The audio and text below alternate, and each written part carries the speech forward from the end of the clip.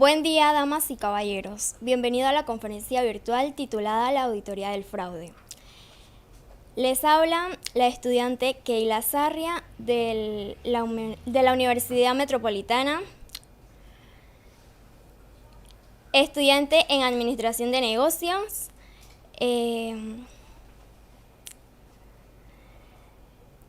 Gracias por ser partícipes de esta sobresaliente conferencia, destacando el apoyo significativo por nuestros patrocinadores, la Asociación de Contadores Públicos Autorizados de Panamá, Capítulo de Panamá Oeste y la Cámara de Comercio, Industrias y Agricultura de Panamá Oeste.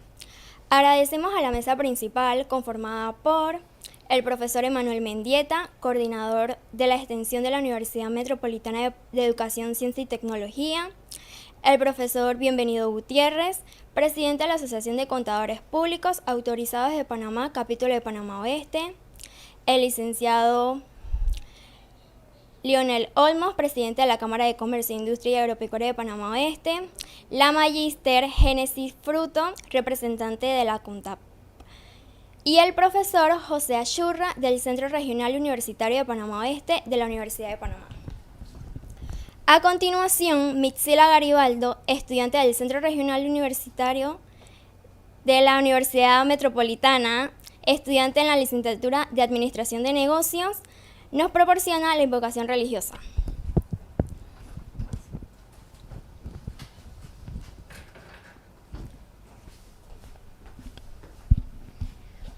Buenos días a todos. Bueno, vamos a inclinar nuestros rostros donde quieran que estén, nos estén escuchando. Vamos a dar gracias, Señor, por este día en el cual estamos aquí presentes, que nos tienes al magíster César Contreras para que lo ilumines, para que nos llegue esta conferencia que está predeterminada para todos nosotros, jóvenes estudiantes, ya personas que están trabajando. Esto es una conferencia, Señor, que nos va a ayudar a cada día por ende hacer muchas cosas, a diferenciar muchas cosas, a todas las personas que están aquí reunidas, a las que están escuchándonos, que estén con salud, que Dios nos acompañe siempre. Amén. Amén. A continuación, palabras por parte de los directores de ambas universidades. Escuchemos al profesor Emanuel Mendieta, coordinador de extensión de la Universidad Metropolitana de Educación, Ciencia y Tecnología.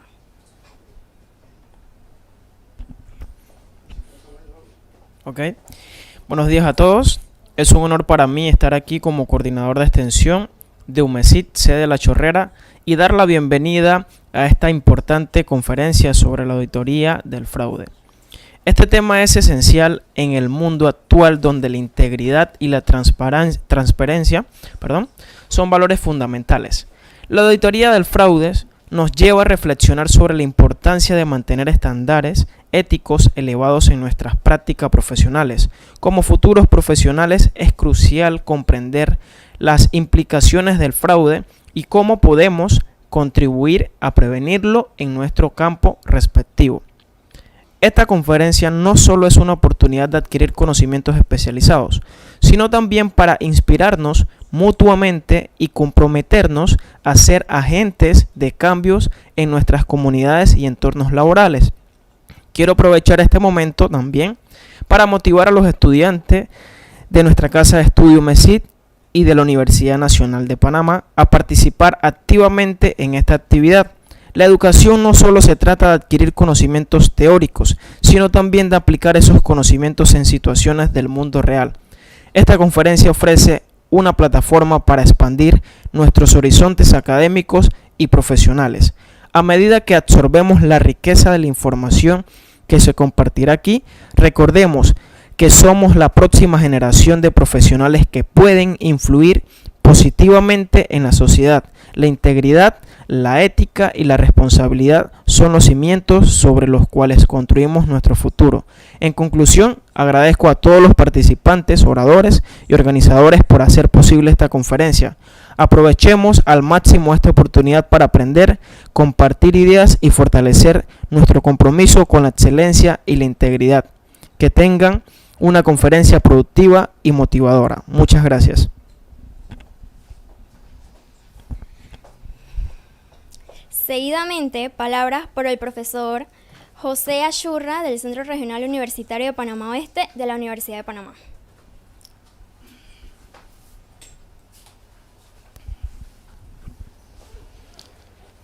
Sí, muy buenos días. En primer lugar, quiero agradecerle a nuestro profesor César Contreras por aceptar su participación en esta conferencia que definitivamente es de gran importancia. Yo quiero manifestarle de que los retos son para alcanzarlos.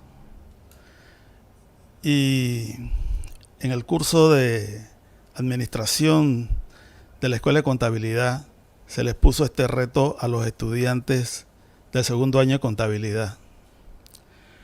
Y no solamente tenerlo como un reto, sino que se incorporaran estudiantes de otras universidades.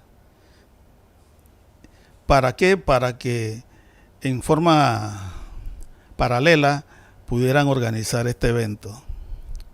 Yo quiero agradecerle definitivamente a la UMESIT por haber aceptado este reto también. Quiero agradecerle a los estudiantes del segundo año, a los estudiantes de la UMESIT que son parte de la organización de este evento, por el empeño que pusieron para que esto llegara a un feliz término.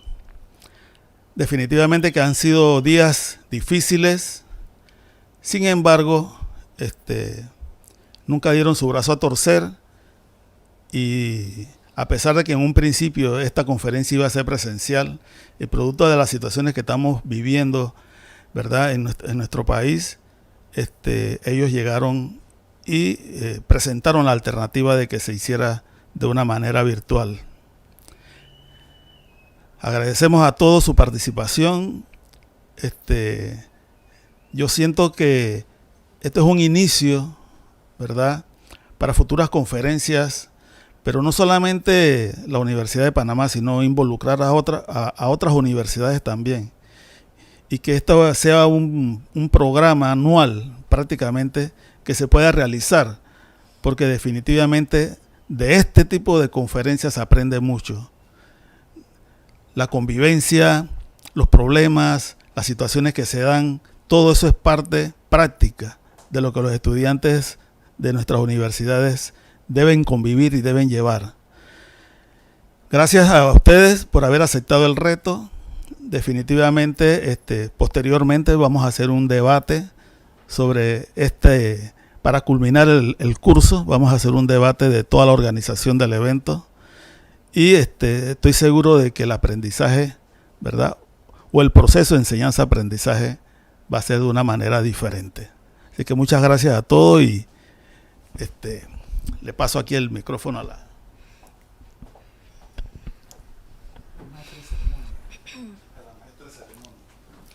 Hoy nos reunimos para explorar un tema crítico en el mundo de los negocios, la auditoría del fraude. Este evento pretende arrojar luz sobre las estrategias y mejores prácticas para detectar y prevenir el fraude en las organizaciones. Para entrar en materia, tenemos el honor de escuchar como conferencista al profesor César Augusto Contreras Fajardo, un experto en el campo de la auditoría.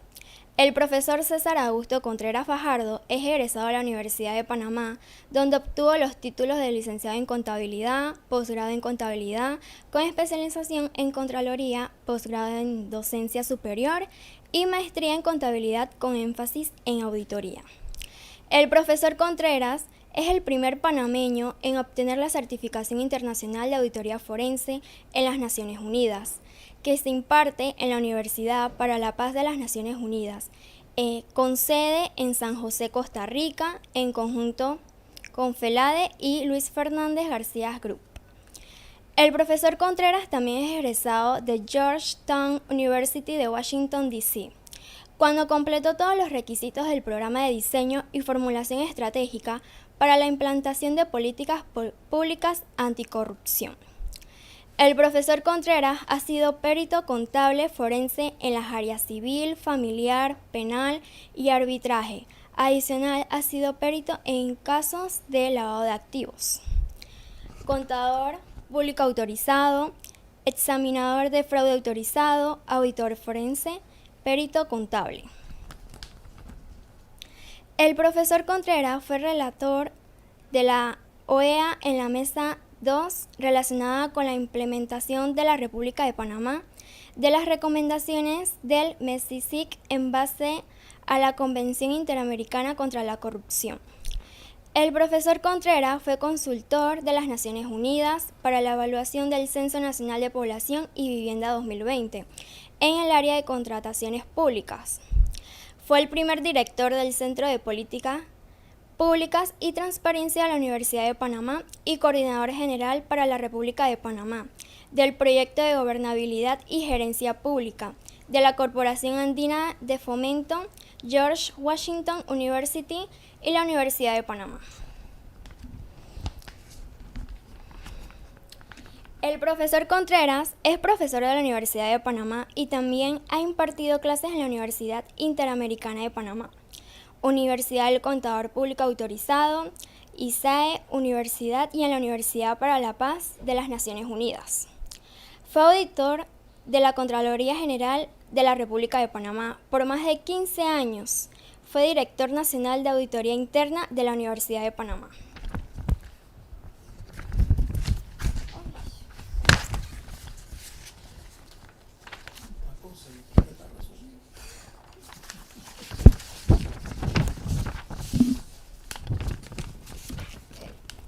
Miembro de la Asociación Panameña de Examinadores de Fraude, fundador y primer presidente del capítulo de ACONTAP Panamá Oeste, miembro del Instituto Internacional de Auditores Internos, capítulo de Panamá, miembro de la Asociación Latinoamericana de Investigadores de Fraude y Crímenes Financieros, es director del capítulo panameño de la Asociación Latinoamericana de Investigadores de Fraude y Crímenes Financieros.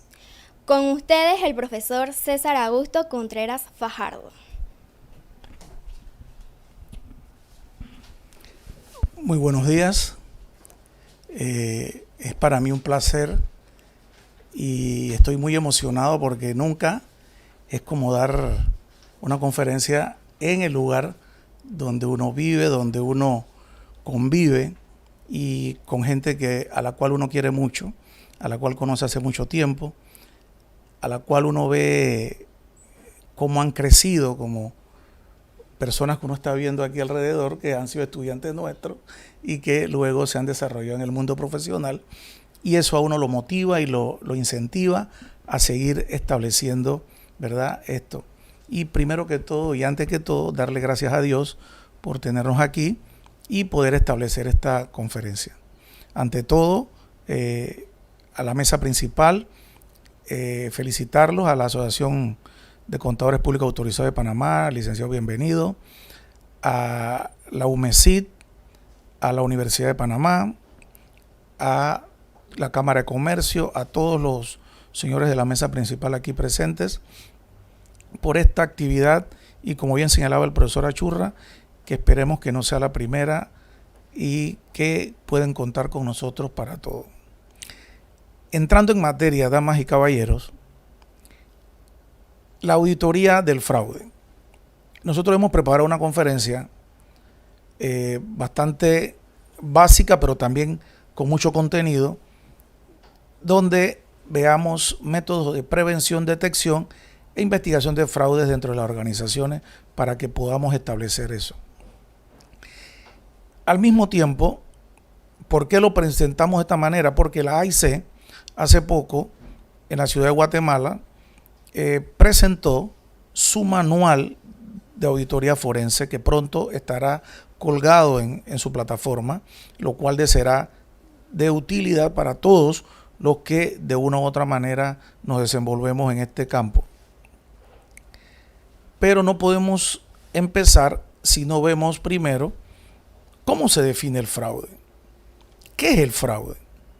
Aquí traemos cuatro definiciones, después le pondremos la nuestra o qué consideramos nosotros que es el fraude, ¿verdad? Según el Código Penal de la República de Panamá, en su capítulo 3, estafa y otro fraude, artículo 220, señala que quien mediante engaño se procure o procure a un tercero un provecho ilícito en perjuicio de otro, será sancionado de 1 a 4 años. La sanción se aumentará hasta 1/3 cuando se cometa abusando de las relaciones personales o profesionales, o cuando se realice a través de un medio cibernético o informático. Esta es la definición que tenemos en nuestro Código Penal para la República de Panamá. Es importante destacar que en otros países como Colombia no definen el fraude, no lo tienen tipificado, y hay otras jurisdicciones, otros países que no tipifican el fraude, cosa que en eso nosotros sí hemos avanzado en eso. La ACFE, ¿verdad?, que es la Asociación de Examinadores de Fraude Certificado, ¿verdad?, señala que el fraude son actividades o acciones con el propósito de enriquecimiento personal a través del uso inapropiado o la sustracción de recursos activos de una organización por parte de una persona. Según la ICPA, ¿verdad?, el uso lo define como el uso de acciones que buscan presentar ante los inversionistas, analistas y o mercado una situación no realista de la compañía, con el fin de cumplir con las expectativas de alguno o algunas de los grupos de interés. Y el Instituto Internacional de Auditores Internos señala, y esta definición a mí me gusta mucho en lo personal, señala que cualquier acto ilegal caracterizado por el engaño, y hago hincapié en eso, el engaño, porque el fraude es un engaño, el ocultamiento o la violación de la confianza. Los fraudes son perpetrados por individuos y organizaciones para obtener dinero, propiedades o servicios, evitar pagos o pérdida de servicios, asegurar una ventaja personal o del negocio. Habiendo señalado estos puntos importantes de organizaciones a nivel global y la República de Panamá, según nuestro Código Penal, hemos hecho esta definición, ¿verdad? ¿Cómo consideramos el fraude? Es la realización de un acto que origina un perjuicio para la organización, sea pública o privada, en beneficio de un empleado de la misma, un directivo o de cualquier persona u organización con ella relacionada. Es decir, damas y caballeros, con intención engañosa y por acción u omisión, alguien no defiende los intereses de la organización que moral y éticamente está obligado a defender, anteponiendo su conveniencia personal al interés de la organización. Habiendo señalado esto, como les señalaba, el ACFE, o la Asociación de Examinadores de Fraude Certificados, señala o determina que el fraude lo dividen en 3 puntos: corrupción, fraude de estados contables y la apropiación indebida de activos. Como pueden apreciar, la corrupción la dividen en conflicto de intereses, sobornos, pagos inapropiados y extorsión, ¿verdad? El fraude de estado contable lo subdividen en estado financiero, aseveraciones inapropiadas y reporte a autoridades reguladoras. Y la apropiación indebida de activos lo subdividen en relacionada con el efectivo, inventarios y activos fijos y el robo de información. Esto nos llega ahora a las partes, como pudieron ver, cómo ACFE divide en esas 3 partes. Bueno, vamos a definirle cómo ellos dividen la corrupción, el fraude de estado financiero o de estados contables y la apropiación indebida de activos. Ellos señalan que la corrupción, ¿verdad?, es una categoría de fraude encuadrada todas en todas aquellas actividades en donde los empleados de una empresa utilizan indebidamente sus influencias para obtener un beneficio personal. El ejemplo, pago de sobornos, extorsiones, etc. Y en el fraude de estado financiero lo definen como aquellos eventos de fraude en donde se ejecutan maniobras con el propósito de generar estados financieros que no reflejan adecuadamente la realidad económica de la compañía. Ejemplo, registro ficticio de ingresos, inadecuado reconocimiento de pérdidas, reporte de activos falsos o sobrevaluados, ¿verdad? Cosas que muchos de ustedes han escuchado en los diferentes medios por situaciones que se dan. Luego, la apropiación indebida de activos. Son aquellos esquemas de fraude en los cuales la persona que lleva a cabo la acción de fraude realiza sustracciones de activos o utiliza tales activos u otros recursos de la compañía para beneficio propio. Ejemplo de ellos, desvío de fondos a través de recibos falsos, sustracción de bienes y falsificación de cheques de la empresa. Son situaciones que hemos puesto ejemplos básicos que todos ustedes conocen y han escuchado en los diferentes medios de comunicación, en redes sociales, en las universidades, en todo. Nosotros en nuestras clases le decimos a los estudiantes que el copiarse es un fraude, porque usted está engañando al profesor. Eso es un fraude. Muchos no lo ven desde ese punto de vista, pero hay ciudades en el mundo, como China, donde el estudiante universitario que se copia tiene una condena de 6 meses de prisión. Y lo han aumentado a 1 año de prisión. Y me decían algunos estudiantes, profesor, si es así, entonces van a tener que poner una prisión al lado de las universidades. Yo decía, esto no puede ser. Usted no me puede decir a mí eso.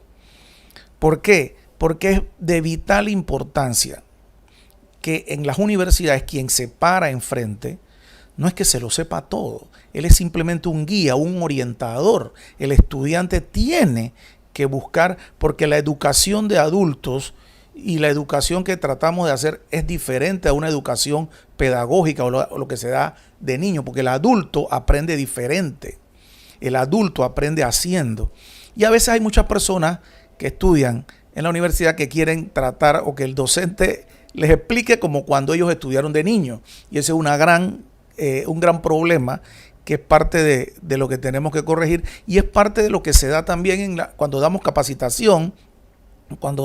Porque muchos quieren que le entreguemos alguna documentación. No, usted tiene que investigar, porque de esa manera usted va a generar un aprendizaje significativo, como bien lo decía Paul Freire. Aquí tenemos un mapa de fraude de sustracción de activos. Son parte del informe a la Nación que presenta ACFE. El skimming, ¿verdad? Que es una irregularidad anterior al registro contable. Aquí podemos ver que ellos en su informe a la Nación de hace unos años señalaban que el 14.5% de los casos se daban por este tipo de situaciones, con un promedio de una pérdida media para las empresas de $60,000. La sustracción de efectivo, que era la sustracción posterior al registro contable, con 181 casos investigados, lo que representa el 9.8%, con un promedio de $100,000. Miren, sobre este caso, tuvimos un caso en una institución donde trabajamos, donde los auditores habían determinado que una cajera en esta institución, de una manera muy tranquila, la chica se había llevado, cuando nosotros suspendimos la auditoría, ya llevaba más de $50,000. Luego entró la Contraloría y le determinó más de $100,000. ¿Y qué se llevaba? $100 diarios. $100 diarios se llevaba. Y la gente, ella falsificaba sus informes. En facturación, fraudes con facturas falsas. Se vieron 479 casos, lo que llevó a un 26%, con una media de $128,000. Gastos falsos, facturas reales por conceptos falsos o excedidos. Normalmente esto ocurría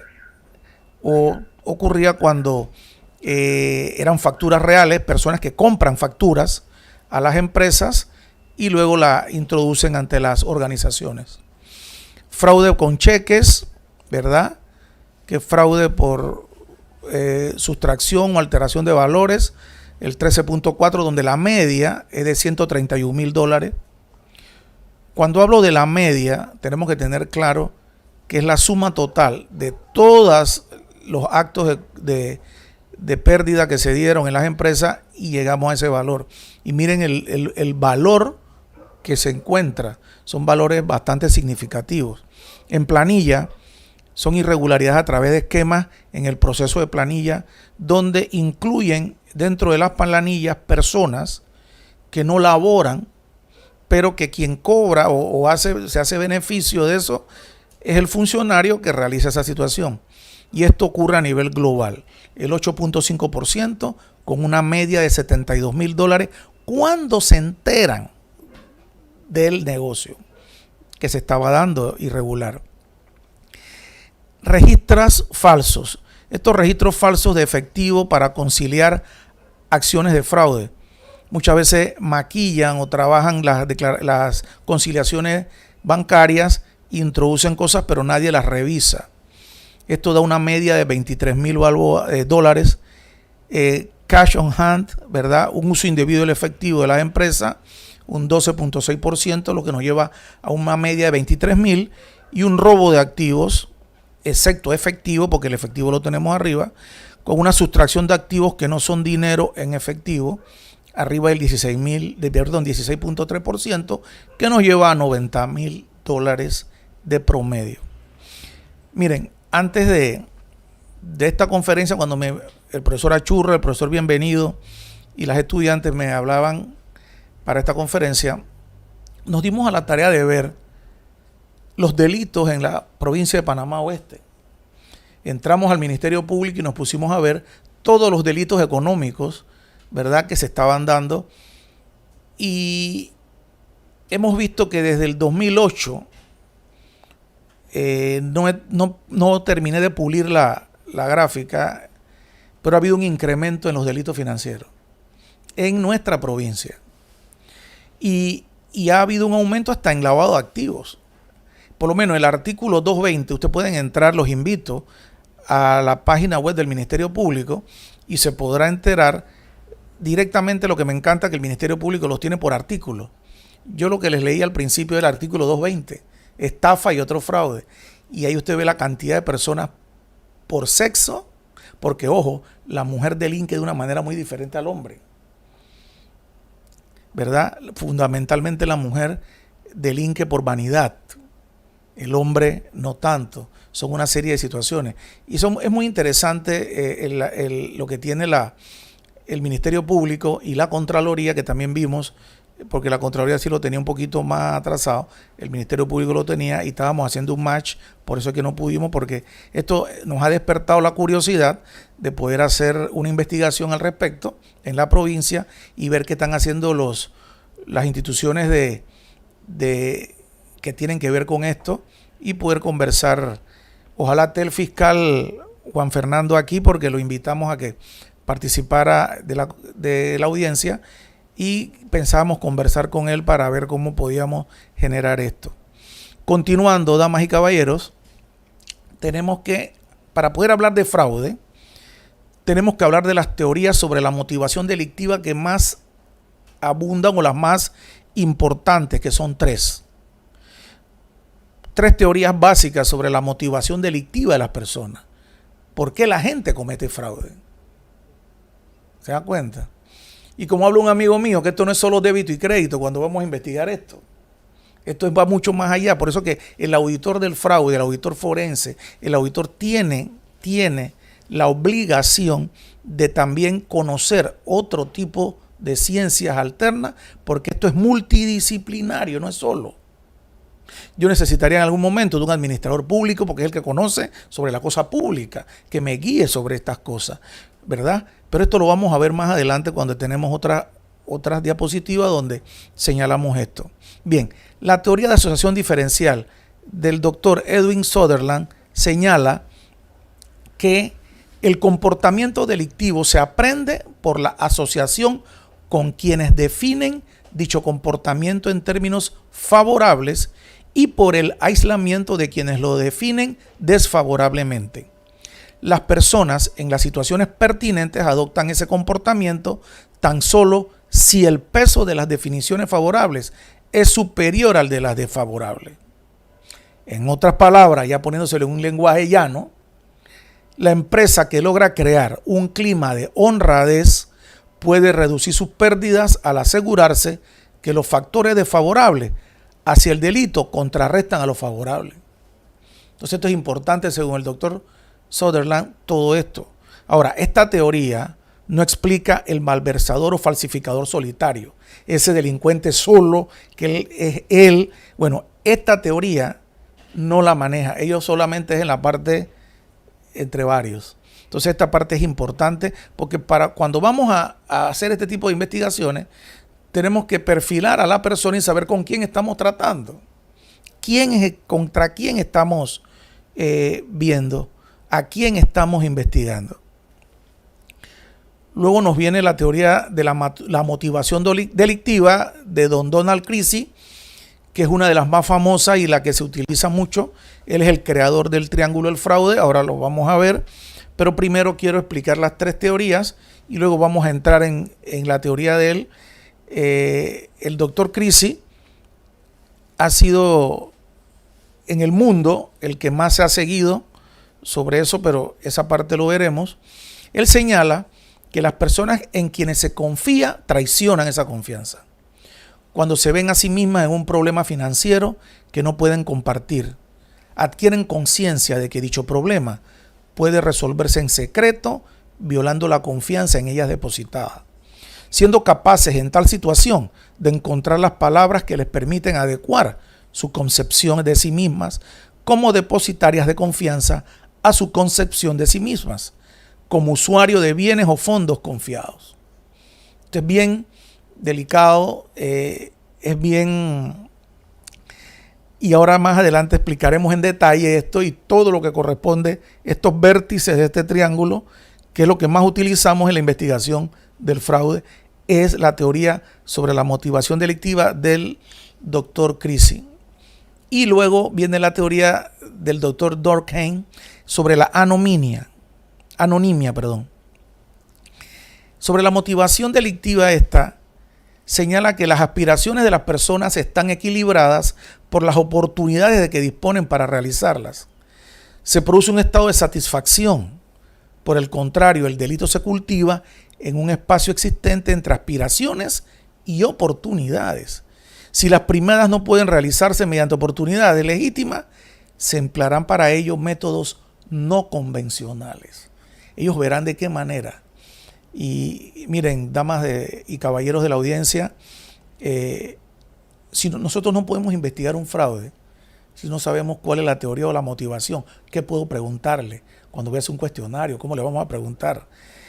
Hay mucho error. Nosotros también somos certificados en ¿cómo les digo? En entrevistas, porque no cualquiera puede entrevistar a alguien. Y contrario a lo que ustedes ven en películas que son pura mentira, eso es CSI, no crean eso. Las personas tienen que cumplir una serie de parámetros para poder hacer una entrevista, porque si no le estoy violando los derechos a la persona. Ejemplo, muchas personas antes le hacían careos, pero el delincuente está acostumbrado a eso. Y muchos ven que la persona que está temblosa, que está temerosa, dicen, ese es el culpable. No, es porque es una persona seria, honorable, que no está acostumbrada a estar metido en una fiscalía. Entonces muchos se iban, es culpable porque mira que está tartamudeando, que está... No. Eso ya está tirado por tierra. Nosotros nos capacitó en la Universidad de Panamá, solo 2 personas tenemos esa certificación, Alcides Díaz, que trabaja en auditoría interna de la Universidad de Panamá, y este servidor. Fuimos y nos certificamos en ese sistema para no violar los derechos del individuo y que eso luego en una investigación se vaya en contra de esto. Entonces es muy importante manejar todo este tipo de situaciones. Ahora bien, vamos a ver el análisis del fraude, esos conceptos e ideas que ayudan a comprender esos patrones de ocurrencia de eventos de fraude. La ACFE, ¿verdad?, que es la Asociación de Examinadores de Fraude Certificados, maneja esta teoría y es de la cual nosotros hemos hecho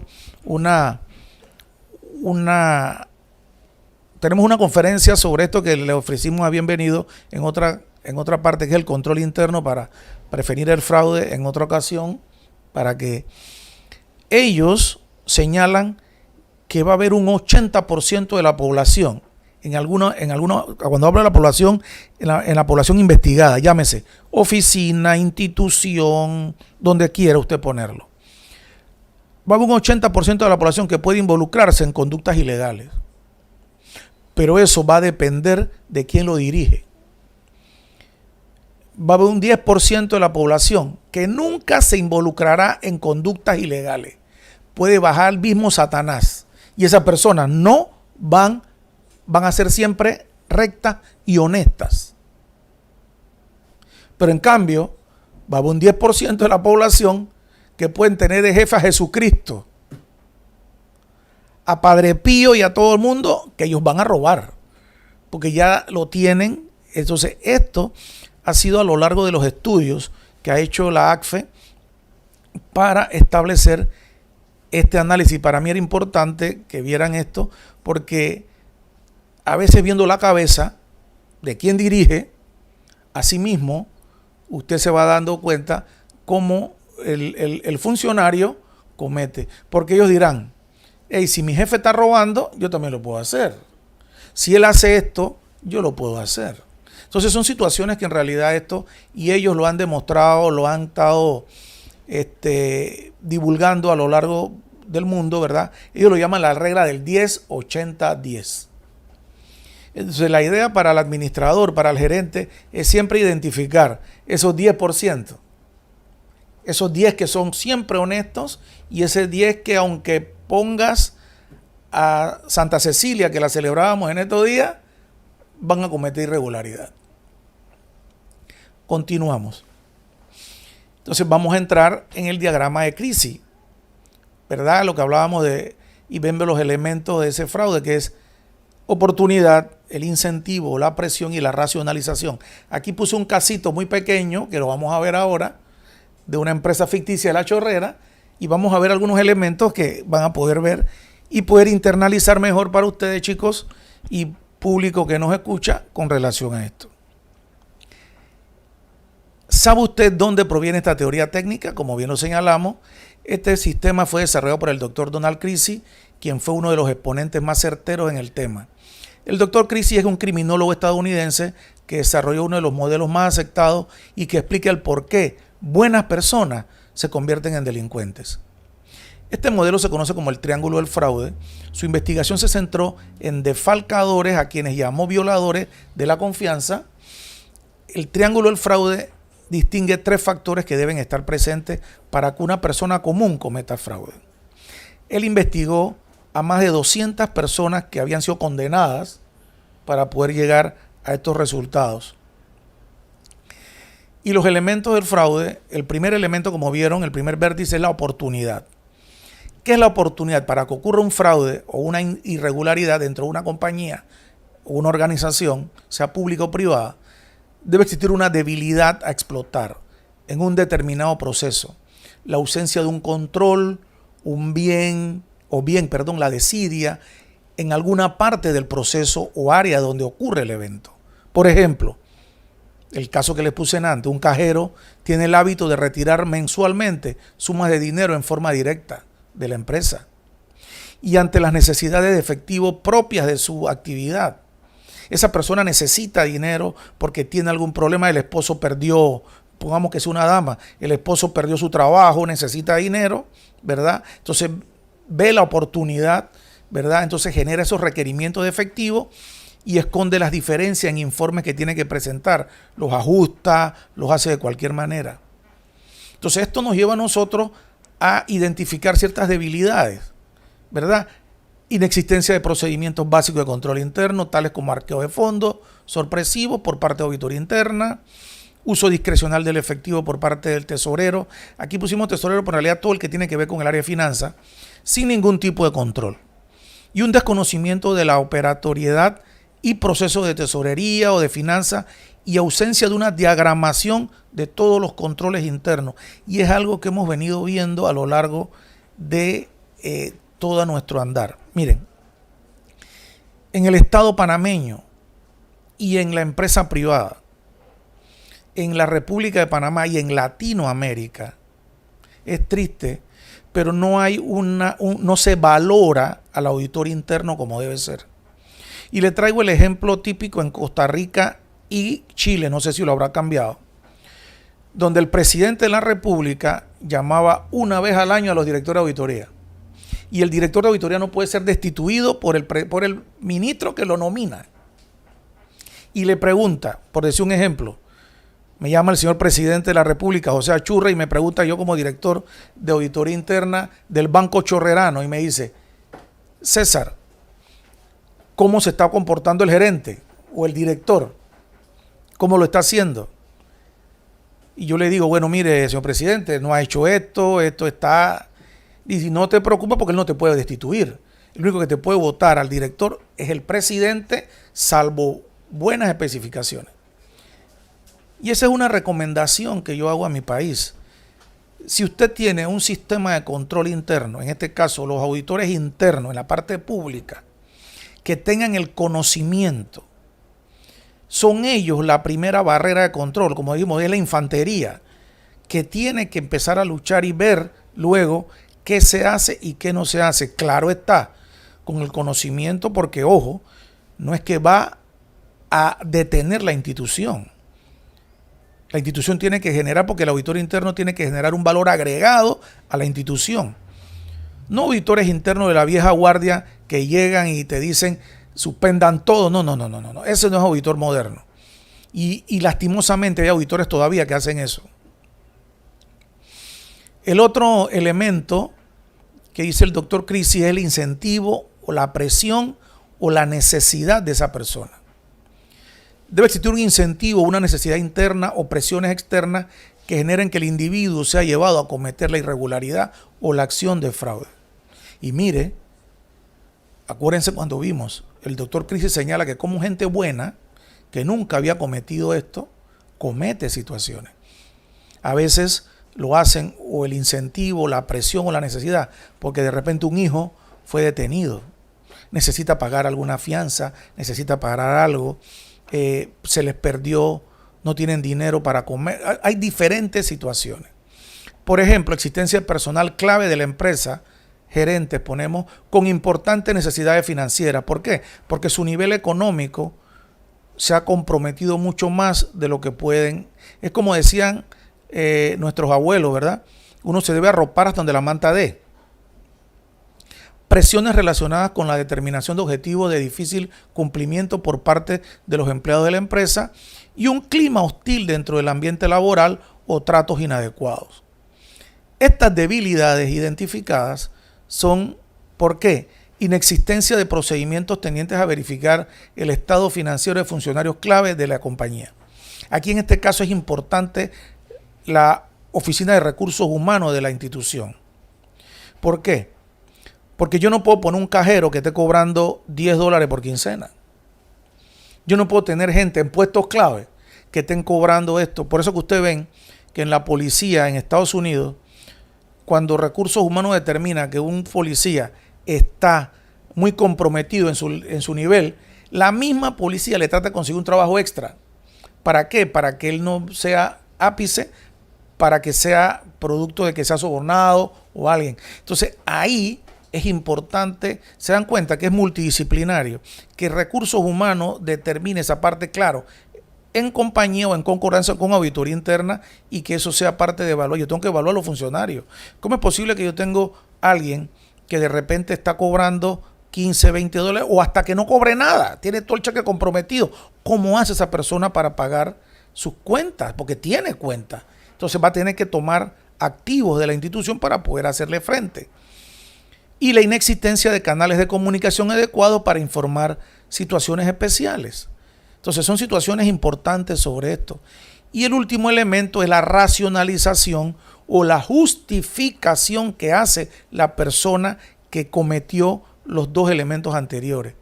es la variable de mayor dependencia del individuo, ya que se resume como el momento en el cual el individuo considera internamente que el acto que ha cometido es válido y él lo justifica.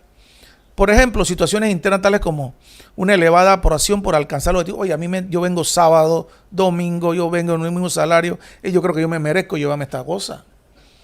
Yo he estado, yo estoy jodido, mira al jefe, le aumentaron a fulano, le han aumentado al otro y a mí nada. Yo me merezco esto, ¿verdad? Un personal que considera que se encuentra con un sueldo por debajo de la media y aumenta la propensión a racionalizar un hecho de fraude. Él lo considera que él se lo merece. Yo me voy a llevar esta laptop escondida para mi casa porque aquí nadie se va a dar cuenta, no hay problema. Es más, yo me lo merezco, tengo 20 años aquí, he trabajado, mira esos pelados que llegan nuevos, los aumentan, le hacen y yo no hago nada.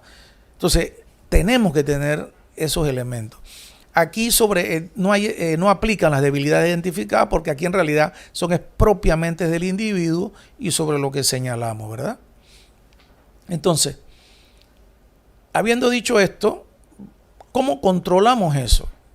¿Cómo vemos ese control y supervisión para poder mitigar? Porque en realidad esto es un riesgo que tenemos y esto tiene que ver mucho con fraudes ocupacionales. Aquí tenemos dos enfoques, ¿verdad? La oportunidad, la presión y la racionalización o la justificación.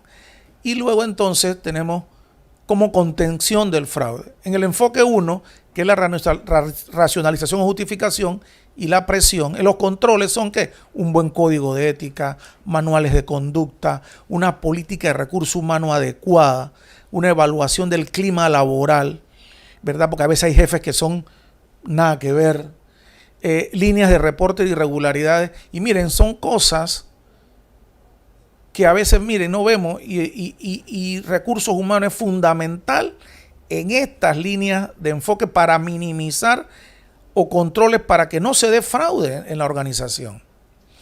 En la parte, nuestro segundo enfoque, que es la oportunidad que tienen, ya ahí son inteligencia de negocios orientado a driver de fraude, parametrización de alertas, aplicación de la ley de Benford, modelos analíticos automatizados, software de administración del fraude, uso de escenarios de fraude predeterminados en análisis de circuitos, procedimiento de data mining, líneas de reporte de irregularidades, ¿verdad? Estamos poniendo cosas básicas que tienen que ver y tenemos 7 puntitos para la estructura de un plan de prevención, porque toda organización debe tener un plan de prevención de fraude. Estos basiquitos que nosotros tenemos, es decir, un análisis y monitoreo de los principales riesgos de fraude. Dentro de todo negocio o segmento de operación de la compañía debe existir ese monitoreo. ¿Qué riesgos tengo yo? La segregación de las responsabilidades de los riesgos de fraude identificados, una evaluación permanente de nuevos eventos o patrones de fraude que se puedan estar generando, un establecimiento de una política de manejo de eventos de fraude, análisis de los controles que mitiguen eventos de fraude a nivel de procesos, una mejora continua del ambiente de control relacionado con aspectos directos a eventos de fraude y unos planes proactivos de detección de fraude. Si se han podido dar cuenta, estos 7 elementos que hemos puesto básicos es la unión de muchas oficinas dentro de una organización. Auditoría interna no puede trabajar solo o el que va a analizar esto no, usted, porque hay cosas que usted no maneja. Usted tiene que verla con los especialistas para poder determinar. Por eso que esto es muy interesante, muy importante para eso. ¿Y qué debe tener ese plan mínimo de prevención de fraude? Auditorías sorpresivas para ver el ambiente de control. Esas auditorías son de un costo medio alto, dependiendo del alcance, y una efectividad media y un riesgo de detección alto. Las líneas de reporte de irregularidades, ¿verdad?, bien comunicadas, generan un amplio ambiente de control, un costo bajo, efectividad media alta. Miren, hay muchos estudiosos que señalan que las líneas de reporte de irregularidades no son buenas. Yo pienso que nosotros en Panamá, eso posiblemente en Europa, el norte de este continente, pero en Latinoamérica sí son buenas porque no se han aplicado como deben ser. Claro, hay algunas veces que de repente a mí me cae mal fulano y yo voy a presentar una denuncia. No, pero usted tiene que haber un buzón de denuncia de irregular, una línea de reporte, porque entre esa línea de reporte siempre va a haber algo real. Y eso es importante. Lastimosamente en Panamá hubo una época, ¿verdad?, donde eso se quiso establecer, pero eso se ha dejado de lado. Sí, porque ha habido una nueva, pero es que si nosotros no hemos llegado a eso, ¿cómo podemos? Miren, un ejemplo típico, Panamá. A nivel del Estado, tenemos un documento que se llama el de control interno o la norma de control interno gubernamental.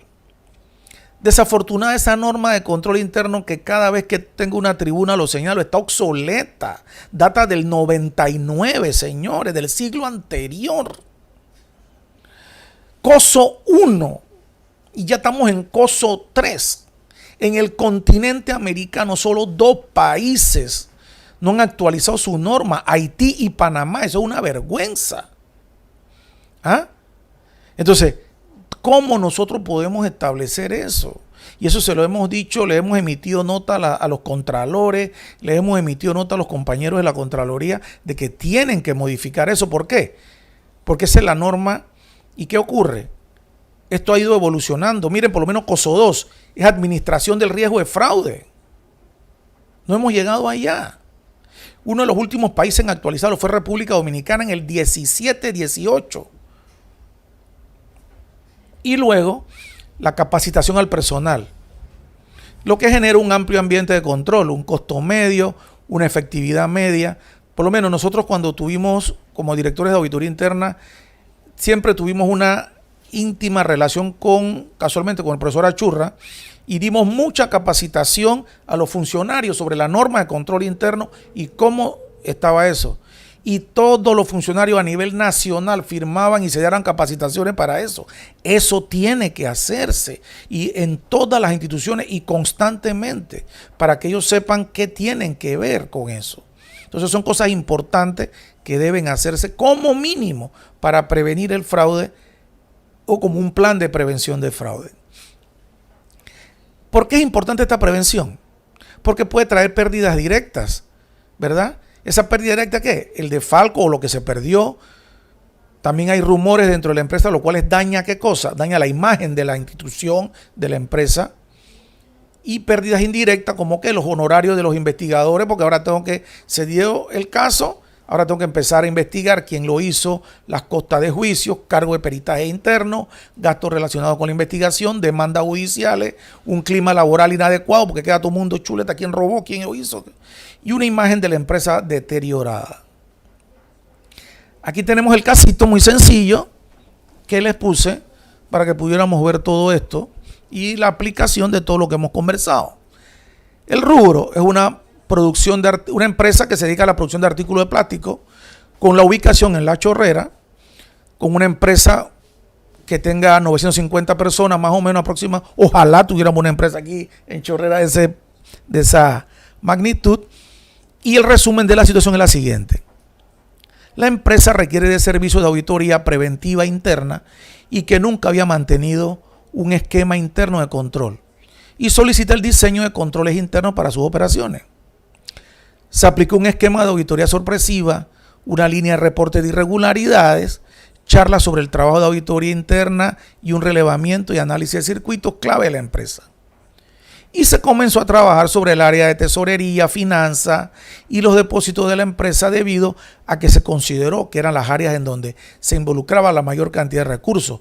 Esto que nos dio, como acabo de poner, un riesgo alto. Entonces ahí era que teníamos que entrar, ¿no? Dentro de este caso y las suposiciones que hemos planteado. ¿Cuáles fueron los escenarios detectados según nuestra suposición que entramos a ver? Número 1, que al realizar un arqueo de caja, detectamos una diferencia alrededor de 8,000 balboas en vales. 2, el faltante se encontraba en una gran cantidad de vales a rendir que no tenían justificación. Eso ocurre mucho en la empresa privada. 3, al efectuar un análisis pormenorizado de las actividades de tesorería, se detectaron 12 esquemas posibles para cometer irregularidades. Ejemplo, compras.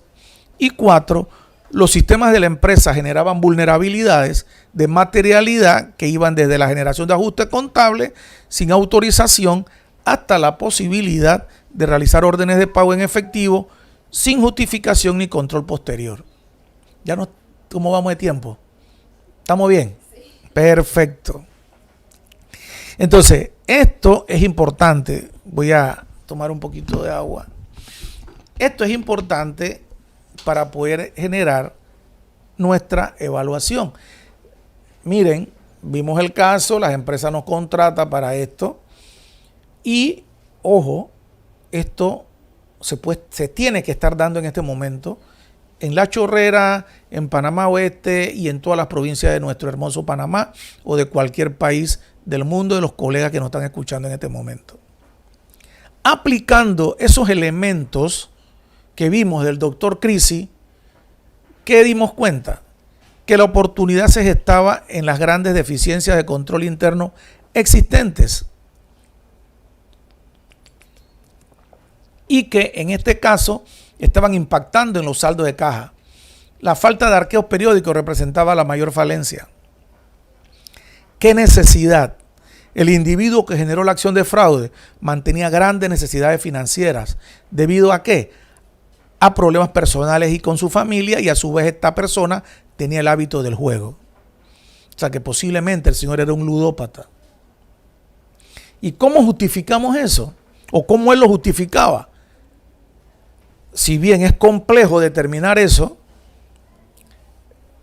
la justificación del hecho por parte de la persona que realizó esta acción, sus necesidades que mantenía el individuo suelen generar internamente una sensación de justificación sobre los casos que señalamos anteriormente, y la existencia se evaluó en el caso hipotético que estamos presentando, un clima laboral inadecuado por haber sido otro detonante en la justificación del hecho, porque ojo, cuando usted analiza o hace una auditoría del fraude, tiene que también ver por qué se dio.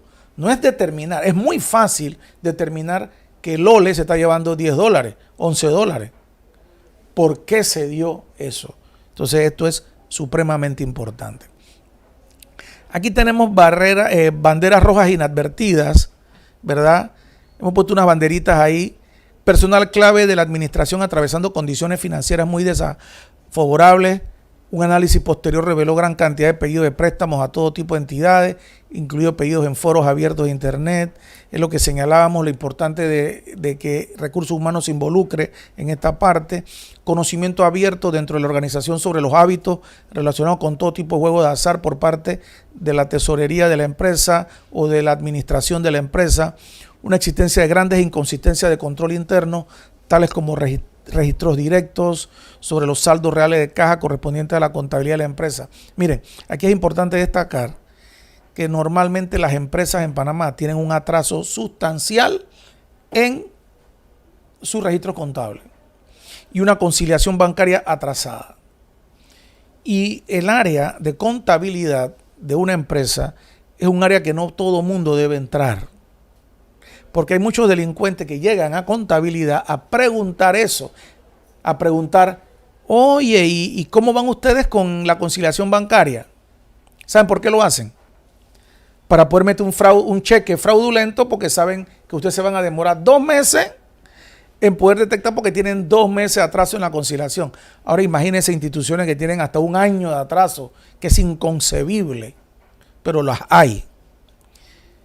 Y luego se verificó que el personal involucrado en la maniobra no había tomado vacaciones en más de 2 años. Este es un craso error, de que nadie es imprescindible, tiene que tomar vacaciones. Y cuando usted ve un funcionario que no quiere tomar vacaciones, es un riesgo alto, de que no me quiero ir de vacaciones. No. Ahí hay algo. Usted tiene que tomar vacaciones. Y cuando usted hace un análisis de todo eso, que usted le pide a recursos humanos, yo siempre le pido a recursos, dame el listado de quienes no han tomado vacaciones. Y se lo digo a los auditores, esto hay riesgo. Riesgo, y hay que verificar por qué tú no te quieres ir de vacaciones. Hay algo por lo cual tú no te quieres ir de vacaciones. Habiendo señalado todo lo anterior, tenemos que ver 4 teorías para poder comprender el fraude. Vimos teoría de los criminólogos, de los especialistas, sobre cómo la persona cometía el fraude. Ahora, ¿cómo lo entendemos? Y estas 4 teorías son de la variedad de oportunidades, de la ocultación, de los desvíos y de la colusión mínima o de la colusión generalizada. En la teoría de la variedad de oportunidades, todas las personas tienen la posibilidad de cometer un fraude contra su empresa, los clientes y proveedores, terceros u organismos oficiales. Ahora, intervienen 3 factores para que se cometa esta teoría.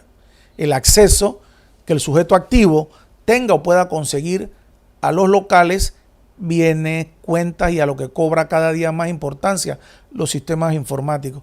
Hay un artículo en nuestro Código Penal que señala sobre el acceso, la experiencia práctica o la destreza para determinar la oportunidad y explotarla, y la disposición del tiempo necesario para planear y cometer el fraude. Estas oportunidades de acceso al fraude se dividen en el nivel de acceso y el fraude cometido mediante. Bien, si yo tengo un acceso autorizado garantizado por la relación de trabajo, voy a traicionar la confianza. O mi imposibilidad de acceso, el acceso lo consigo por habilidades o por colusión. Por eso que siempre las personas que están en puestos altos hay que verificarlo, porque muchos de ellos rompen con los controles. No, yo tengo tal puesto. Por eso que cuando se hacen auditorías, uno va y verifica a los altos puestos, porque normalmente ellos rompen con los controles. Entonces eso tenemos que verlo. La teoría de la ocultación me indica que nos ajustamos a su nivel básico. El fraude es una realidad sencilla y su objetivo es lograr un beneficio ilegal reduciendo los bienes de la víctima. Es claro y patente, jóvenes. El sujeto activo introduce deliberadamente un elemento de confusión antes, durante o después de la comisión del acto delictivo para ocultarlo o ayudar a su realización. La autoprotección es un factor crucial en la cuestión de la ocultación. El sujeto pugnará por ocultar el fraude de la mejor forma que disponga, con el objeto de seguir lo que podría denominarlo la vía óptima del ocultamiento. Entonces, eso que él sustrajo tienen 2 motivos para cuando ya lo dejan de ocultar. 1, la ocultación no es necesaria. ¿Por qué? Porque los registros de las víctimas no indicarán la pérdida, lo que digo, registros contables atrasados. Aunque se descubra la pérdida, los registros no bastarán para identificar al defraudador. No hay rastros de detección, no hay controles adecuados, no hay registros, mala contabilidad, todo. Entonces, nunca, yo sé que aquí no hay control, yo puedo hacer lo que me da la gana. Es un delincuente inteligente, ¿se da cuenta? Porque maneja los controles, maneja todo. Y la víctima, o sea, al que le han robado, queda condonando la sustracción. La número 2, la ocultación no es viable. ¿Por qué? Porque el defraudador no dispone de ningún medio para lograrla. La ocultación puede definirse como la manipulación de un registro contable o la acción de falsear una realidad física, personal o empresarial. ¿Con el objetivo de qué? De ocultar, disimular o modificar una discrepancia en un registro o inventario antes, durante o después del acto de sustracción. Hay gente que sabe cómo hacerlo, porque saben que aquí no vino. Cuando vino auditoría, preguntan, no hombre, aquí tienen años que auditoría interna no viene, ni nadie hace una evaluación, nadie hace nada. Perfecto. Disimular, confundir o retrasar el descubrimiento de la responsabilidad del autor para evitar su inculpación o establecer una excusa viable para el comportamiento fraudulento. Y por último, permitir al sujeto activo obtener o continuar haciéndolo un beneficio ilegal, mediante el engaño. O sea, tiene a todo mundo engañado y nadie se da cuenta. Y normalmente estas personas son buena gente, que chévere, que son personas que están todo bien, se llevan bien con todo el mundo, son que chévere, pero hay que tener mucho cuidado. En esta misma teoría de la ocultación, la regla general es el descubrimiento de la pérdida. Cuando descubrimos la pérdida, entonces se desencadena, la investigación. Entonces, estas formas de ocultamiento para permitir igualar inventario físico con registros pueden ser de dos formas, como señalamos anteriormente, mediante el falseamiento de un valor de un inventario físico, por un ejemplo, o mediante una manipulación de asientos contables. Entendemos por falseamiento la falsificación de una realidad comercial, personal o física. También aquí entran cuando usted falsea un estado financiero, lo abulta y voy al banco y señalo que yo tengo esta cantidad de ingresos o que tengo esto y estoy falseando. ¿Para qué? Para que me den un préstamo. O también manipulación de asientos contables. Hay casos donde se prestan las dos, ¿verdad? Entonces son situaciones muy, muy interesantes. La teoría de los desvíos, nuestra tercera. Para los delincuentes, las oportunidades de delinquir y ocultar su responsabilidad son limitadas. Estas limitaciones, más la presión que ejercen los delincuentes para superarlas, suelen generar desviaciones con respecto a los procedimientos y comportamientos aceptados. En esta manera ellos desvían, hacen cosas, pero hay una situación en ellos donde les va a dar siempre y a la larga siempre los vamos a encontrar. Y luego la teoría de la colusión mínima y de la colusión generalizada. La colusión es un elemento integrante muy común en muchos fraudes y normalmente se produce en dos circunstancias. Para proporcionar las oportunidades, recursos o técnicas necesarias para cometer un fraude. Esa es la mínima. Genero, tengo todo. Pero para compartir los beneficios de los fraudes menos calificados entre el máximo número de personas. Es una colusión general o un fraude institucionalizado. Ejemplo. Un departamento de mantenimiento, donde mantienen esta cuestión de mantenimiento de vehículos. Llega y de repente cada uno de los mecánicos hacen lo que popularmente dice un chivo y se roban la parte de las piezas de carros y ahí mismo se roban la de los carros oficiales, por decir algo, para carros particulares. Y después le dicen, y tienen el carro, no, se dañó, y hace una cuestión que se dañó, y están haciendo, entonces ahí el fraude está institucionalizado. Es un ejemplo básico sobre esto. Habiendo dicho todo esto, ¿cómo investigamos eso?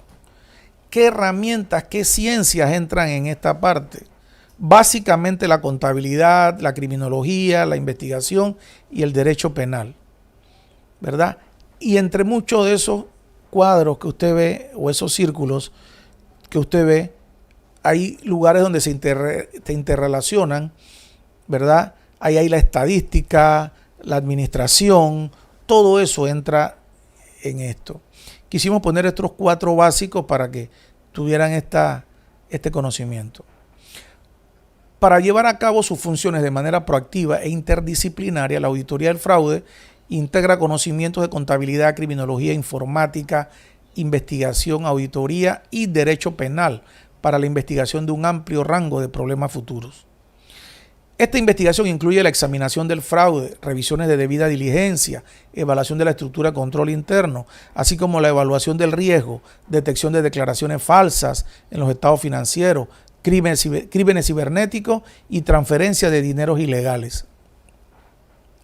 Para esto se debe llevar una valoración preliminar para poder planificar los recursos necesarios que se deben utilizar de acuerdo a la solicitud realizada de alcance de la tarea a realizar y cronograma para el desarrollo de la misma. Miren, en la auditoría lo más importante es la planificación de la auditoría. Si usted no planifica algo, es como decía una persona, cualquier lugar cualquier camino es bueno para llegar a ningún lado. Si yo no tengo una brújula, si yo no tengo hacia dónde voy, o sea, mi programa, mi planificación. La planificación se divide en planificación preliminar y específica. Cuando el auditor visita la empresa, el investigador visita, se da cuenta de unos elementos que vamos a ver y se entera de todo eso para elaborar para elaborar su planificación, o sea, su programa de auditoría. Y por eso que nosotros más adelante vamos a ver que la auditoría utiliza el método científico, a diferencia de la contabilidad, que no es una ciencia, es una disciplina. Para poder ciencia hay que cumplir con 7 elementos. La contabilidad cumple con 5. Ese es motivo de otra conferencia. Pero la auditoría sí. Pero somos disciplina y sí aplicamos método científico. ¿Por qué? Porque primero planificamos y estamos dentro de las ciencias sociales. Entonces planificamos porque todo esto aplica sobre qué o impacta sobre la sociedad. Y eso lo señala bien el doctor Mario Bunge. Entonces son situaciones que tenemos que establecer y tener bien claro sobre esto.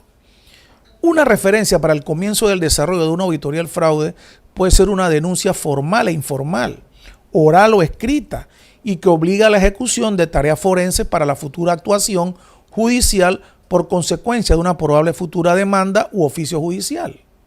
O puede ser derivada por alguno de los ejecutivos de una organización en un comienzo debido al conocimiento o al resultado de una evaluación primaria del sistema de control interno de la organización. También aquí se puede dar el caso que me ha pasado en una empresa privada donde me contrataron para hacer una investigación. El dueño decía que le estaban robando. Era cierto, le estaban robando, pero era el hermano el que le estaba robando. Y él tenía mucha confianza, pero era su hermano. Porque adivinen, él dejaba cheques firmados en la gaveta, porque ese era su hermano. Él confiaba que su hermano.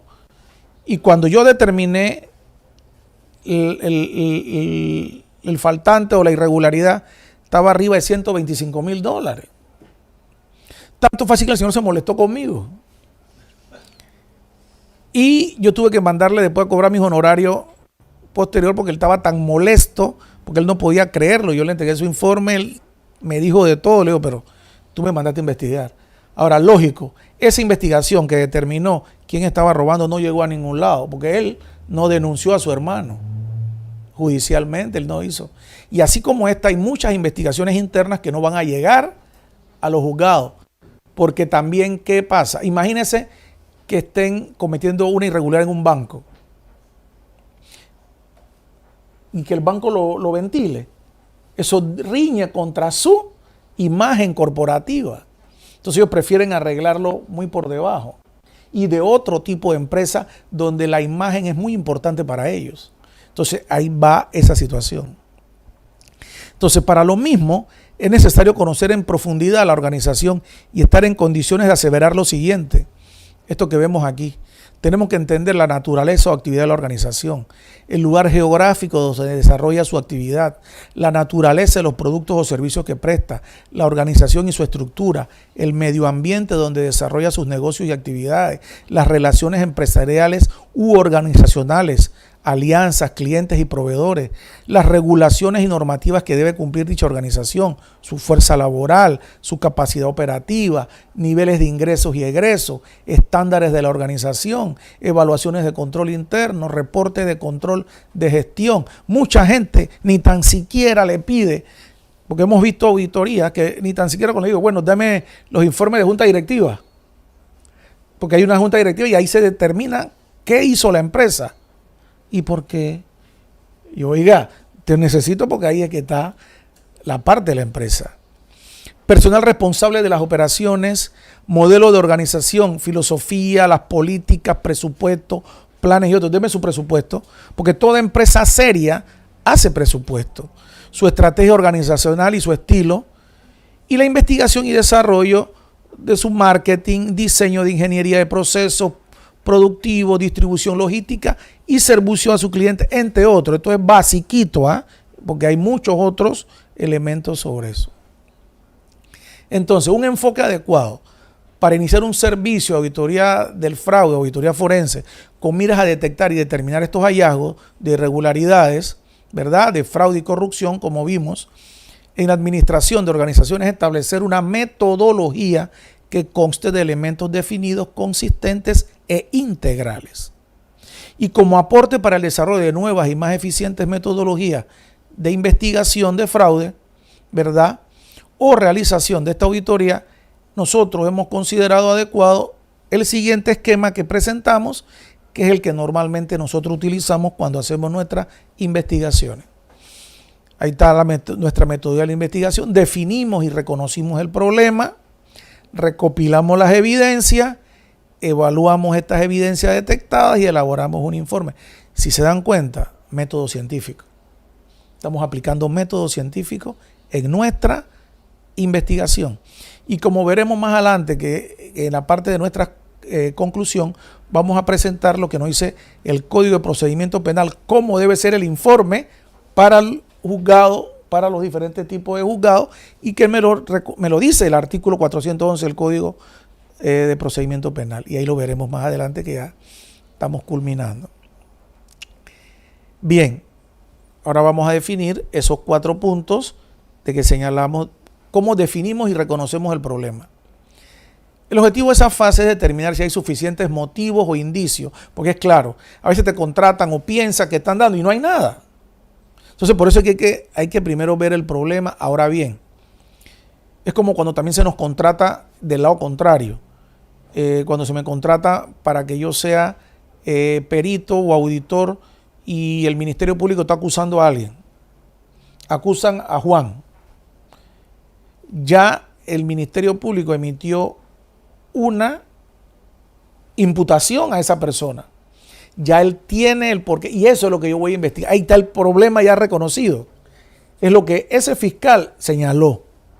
Entonces, esto es de lo que acusan a Juan. Entonces ya yo voy a ver, ahí lo tengo. Entonces, porque hay que ver de qué lado estás. Si estás del lado de la fiscalía o del lado de allá, o del cliente que me contrató de una empresa, para que entonces yo investigue sobre eso.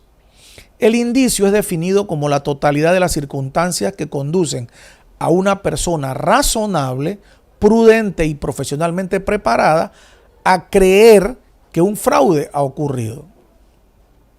Está ocurriendo u ocurrirá. Se debe observar que un indicio no es una prueba. Esto es muy importante. Yo me acuerdo una vez en la universidad cuando alguien me dice, licenciado, fulano está robando. Sí, ¿por qué está robando? Mírelo, camina como maleante. Eso no es un indicio. Y hay mucha gente que comete eso. Mírelo, es morenito. O mire cómo habla así amaleantado. No, eso no es indicio. Pero existen muchas de esas situaciones que no se debe tomar. El investigador no puede tomar eso en cuenta. Ni siquiera representa una evidencia eso, de que un fraude existe. Es simplemente una razón suficiente para garantizar la investigación del fraude. Esa es la evidencia, el indicio. El indicio es una razón suficiente para que garanticemos la investigación del fraude. En una ocasión, recuerdo cuando se nos contrató, porque el dueño de la empresa había recibido reportes de unas señoras que decían que una fulana X estaba robando. ¿Cuál era el target que ellas decían? Porque la señora ganaba $1,000 mensuales, pero se vestía muy fino. Zapato Salvatore Ferragamo, válida la promoción. Carteras Fendi, wallet Fendi, vestía espectacular. Y las mujeres, y entonces yo le decía, oye, pero capaz no es original, no es... Dice, no, profesor, eso es de verdad. Hicimos la investigación, corroboramos y todo, y nos dimos cuenta que la señora tenía un ingreso externo. La señora tenía otro trabajo donde le pagaban hasta mucho más que lo que ganaba ahí. Entonces, después que hicimos, le decimos, no, mire, aquí está todo, pedimos todo, aquí tienen. En realidad la señora tiene otro ingreso por el cual puede sustentar esto, y ella, cuando la interpelamos, la señora, no, cómo no, vamos, hablamos con el dueño de la empresa en la que ella trabajaba, y cómo no, aquí está todo, y todo bien. Se ganaba $3,000 allá, y acá 1,000. entonces la señora se podía dar ese nivel de vida. Entonces era totalmente diferente. Antes de iniciar una investigación formal se debe obtener la aprobación del directorio de la organización. Yo no puedo arrancar una investigación porque a mí me da la gana. Eso no puede ser. Tiene que haber una resolución, una nota que te ordene que usted haga la investigación. Ya que una auditoría de fraude es sumamente complicada, controvertida, extenuante y puede ser perjudicial para miembros de la organización. Se debe contemplar la existencia de convenios de confidencialidad. Nosotros siempre firmamos un convenio de confidencialidad con la empresa. Le decimos que esto, y todo el equipo mío que trabaja firma que usted no puede hablar de nada de lo que usted vio, hizo, con nada. A veces estoy escribiendo algo sobre lavado de dinero y yo pedí permiso a la esposa porque el señor falleció, por eso es que estoy haciendo él y quiero poner ese caso. Y estamos escribiendo sobre diferentes tópicos de lavado de dinero y ya ella me dio la autorización de que yo pueda. No vamos a utilizar el nombre, vamos a cambiar los nombres, pero se va a utilizar el caso de ese señor, el cual ganamos en audiencia en el sistema penal acusatorio sobre esa parte. Entonces, es importante eso y hay que seguir los pasos con la finalidad de verificar la existencia del fraude. ¿Cómo recopilo evidencia? Es la otra. Una vez que hay indicios y se realiza la búsqueda de evidencia suficiente para garantizar el éxito de la investigación, se debe recopilar las mismas para determinar si el fraude ha tenido lugar. Pero las evidencias son recogidas para determinar en nosotros 6 preguntas. Para los criminólogos o los, ejemplo, estos médicos forenses, allá son 7. Para nosotros, los auditores de fraude forense, es 6. ¿Quién, qué, cuándo, dónde, por qué, cuánto y cómo? Tenemos que resolver esas interrogantes. Si usted no resuelve esas interrogantes, entonces se ha cometido el fraude, ¿verdad? Se debe organizar las evidencias de tal modo que todos los elementos y variables que interactúan con el fraude sean consideradas, se puedan utilizar cuadros de vulnerabilidad que muestren los siguientes indicadores. Ahora bien, muy importante, estos informes cuando ya vamos a llevarlo a un organismo jurisdiccional, tienen que ser, ya yo no puedo utilizar nada de mi regla contable, yo tengo que basarme en el Código Judicial, porque el Código Judicial es el que me dice cómo son las evidencias y cómo son, porque la prueba me la deja el juez cuando presentan el peritaje.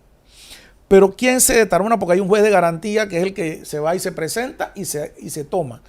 Pero en el informe mío, para que no quede yo expuesto en la audiencia, yo debo basarme en el Código Judicial, que es el que me dice cómo se reglamentan las evidencias y las pruebas. ¿Por qué? Porque con quien yo voy a estar en la audiencia son 3 magistrados, 3 jueces, y ellos no saben de contabilidad, ellos saben de derecho. Entonces yo tengo que hablarle en su idioma. Entonces no puedo hablarle de eso. Entonces es importante esta parte.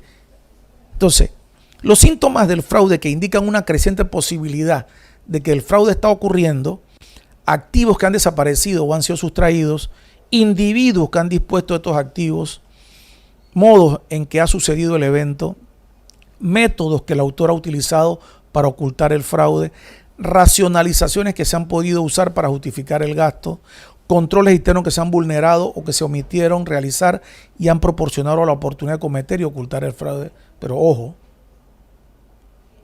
basado en todo lo que hemos visto anteriormente, si no hay un control interno adecuado, si no tenemos las evidencias, ¿cómo? Mejor ni acusemos, porque vamos a quedar expuestos en una audiencia. Entonces, si no, a veces me tocó ver un caso donde decían que sí le robaron. En realidad le habían robado, pero no tenían prueba de nada. Una empresa que ni contabilidad llevaba. Ni contabilidad llevaba. O sea, ¿y cómo? Claro, fue una empresa fácil. Recopilación de evidencia. Para evitar que aparezcan sospechas e implicar a individuos inocentes, es costumbre en la búsqueda de evidencia seguir las siguientes pautas. Miren, esto es fundamental, porque hay auditores que piensan que todo el mundo es culpable y eso no funciona así. Nosotros estamos trabajando con personas y esto es importante. Referirse a la investigación con una palabra menos intimidatoria, como estamos haciendo un trabajo especial, una auditoría, una consultoría de proceso, etc. Miren, yo tuve una experiencia en la Universidad de Panamá donde fallecieron 2 personas investigadas, en las cuales a mí me tocó dirigir esos peritajes. Todos los peritajes, yo lo dije en un consejo general universitario, que todo, y aquí el profesor Achurra no me hace mentir porque él estuvo ahí, todos estos casos yo no le veía ni pie ni cabeza. Y efectivo, así se dio. Todos salieron airosos. Pero hubo 2 casos en específico que esas personas fallecieron por el estrés que eso les causó, les aceleró sus cánceres y fallecieron. 2 grandes amigos que fallecieron por eso. Entonces es muy importante que uno no pueda ir señalando o diciendo que yo soy. ¿Por qué? Porque eso trastoca. Hay gente que llegan a querer investigar. No, estamos investigando personas, son seres humanos. ¿Y qué pasa si la persona me documenta todo lo que supuestamente me están diciendo?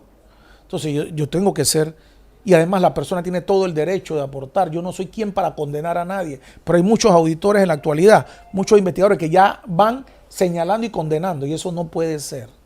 Eso está mal.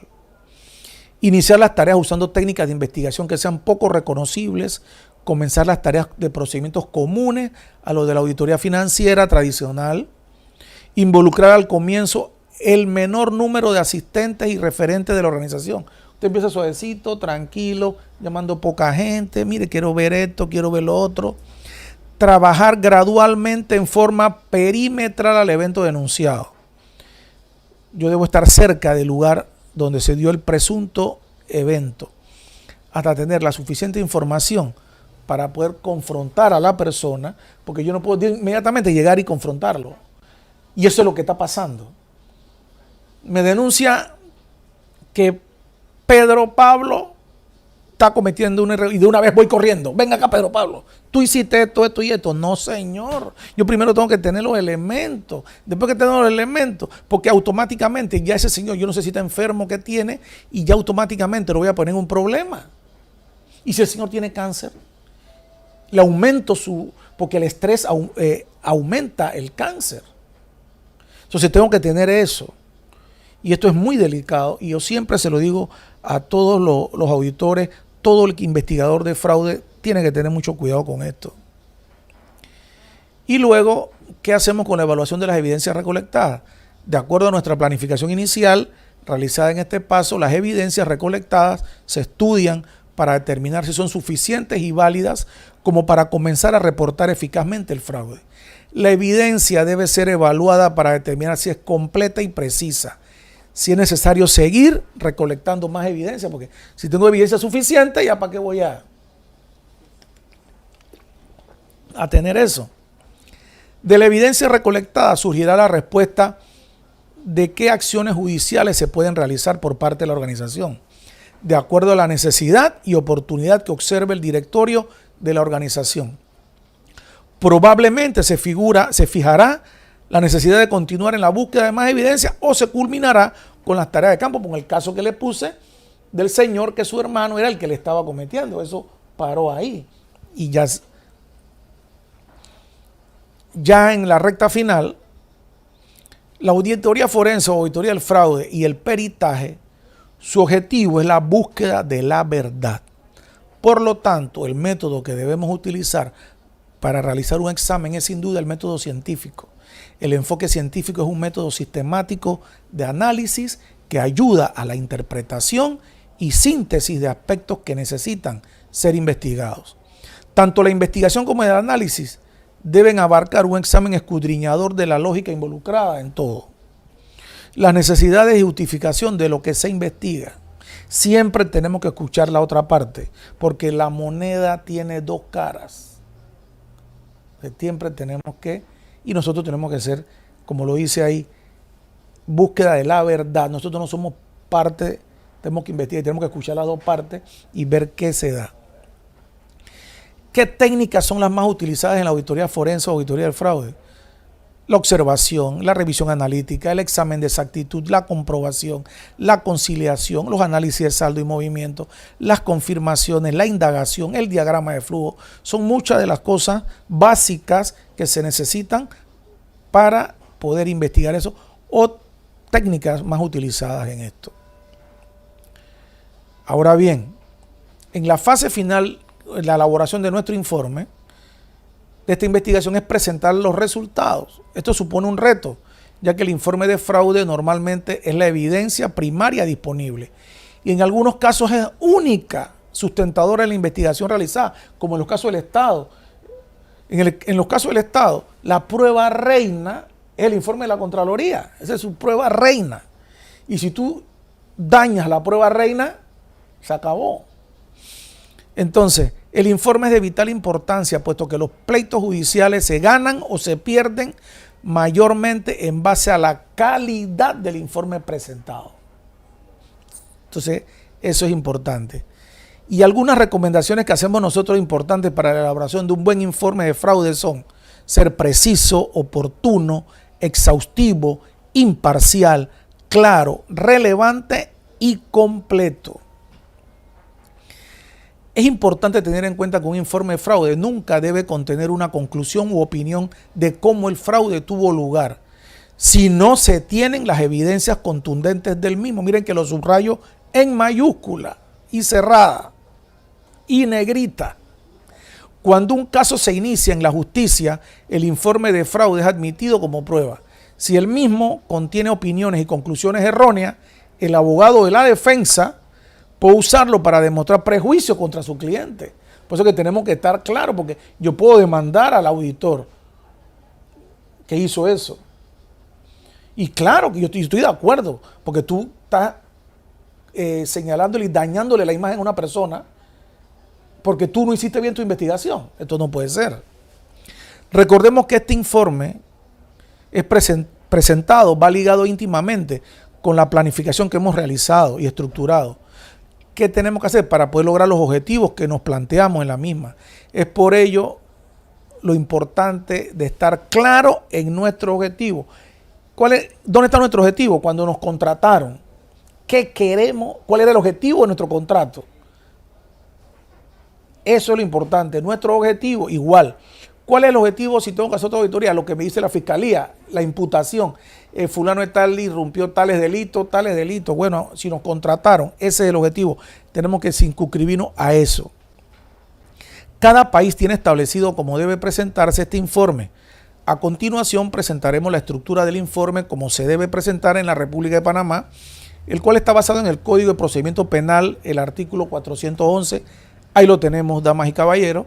El artículo 411, contenido del informe pericial, señala que sin perjuicio del deber de los peritos de concurrir a declarar ante el tribunal, su dictamen será fundado y contendrá de manera clara y precisa lo siguiente. Número 1, una relación detallada de los elementos recibidos. Número 2, la identificación del problema objeto del estudio. Número 3, la motivación o fundamentación del estudio realizado con indicación de las operaciones practicadas, el criterio científico aplicado, si fuera el caso, las técnicas empleadas, los medios empleados y sus resultados. En este punto, si se dan cuenta, aquí esto también incluye para los peritos forenses, hablo de médicos, balística, grafología, pero en el caso nuestro, ese punto no va es las técnicas empleadas, que se las mencionamos anteriormente, los medios empleados y sus resultados.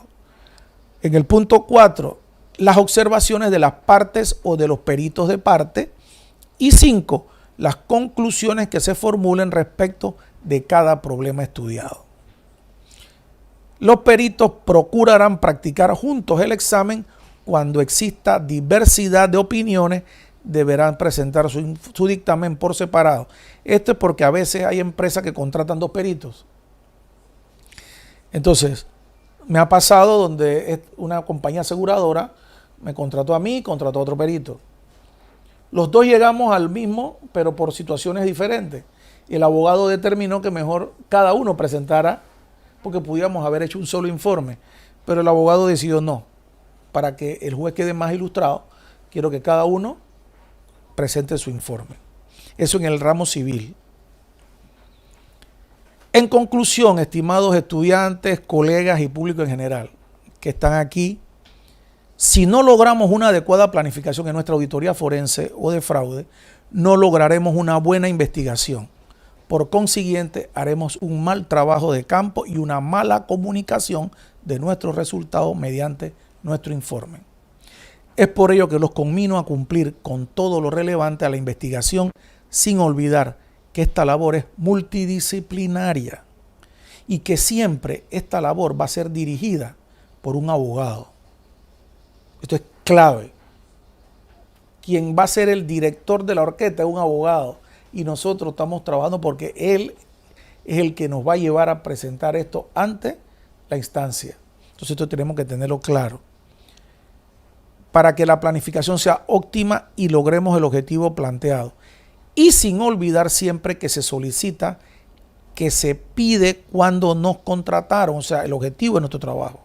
Esa es la clave cuando vamos a sustentar nuestro informe en nuestros juzgados o ante el cliente o donde quien tengamos que hacerlo. Muchas gracias por su atención. Muy amable y complacido de poder haber cumplido y espero haber cumplido con las expectativas de tan diligente público y tan dignos. Felicito a los estudiantes de la Universidad de Panamá y de UMESIT por esta labor y a la Cámara de Comercio y espero que no sea ni la primera ni la última de muchas otras conferencias para tan ameno público. Muchas gracias.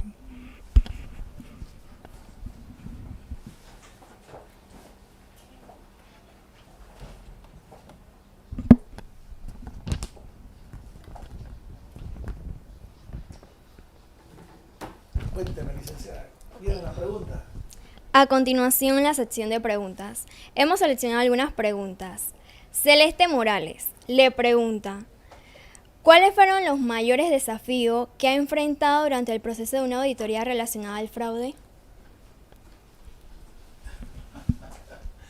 Bueno, es muy interesante. ¿Cuáles desafíos? Bueno, los desafíos fundamentalmente han sido a veces por la parte, no nos dan toda la documentación, nos guardan documentación, fundamentalmente también te amenazan, porque hemos sido amenazados también, cuando te hacen llamadas. Yo tuve un caso en la Contraloría donde a mi oficina llegó una bala calibre 50 en un papel y decía, con recorte estilo película, recorte esto de revista, y decía: deja de hacer la investigación, porque si no, éramos 3 auditores que estábamos haciendo, si no, a los 3 mencionaba 2 nombres de 2 compañeras y el mío, decía: si no, van a amanecer muertos los 3. Y decía: y especialmente tú. Entonces, esas son situaciones que mire, y también tuvo un caso en una ocasión donde hicimos, estando en la Contraloría, una investigación donde un chico fue a la prisión por 15 años y hace unos años lo vi en Albrook y fue un caso muy sonado y el hombre venía de frente y yo de frente y mi esposa me dice: oye, y viene. Yo: sí, tranquilas. Además él sabe que cuando yo hice mi informe, yo lo entrevisté, yo le dije: este es mi trabajo. Es más, el hombre me saludó, hasta se acordaba de mi nombre: César, ¿cómo estás? Yo: hola, ¿qué tal? Ya el hombre había salido por buena conducta y estaba. Entonces son situaciones, licenciada. No sé si hay otra pregunta. Sí. Ok. ¿Ya?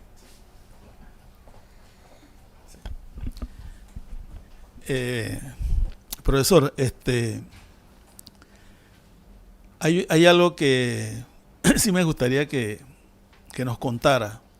¿Por qué? Porque la mayoría de los estudiantes que están precisamente estudiando contabilidad y que están escuchando y que han escuchado su magnífica conferencia, porque ha sido espectacular definitivamente.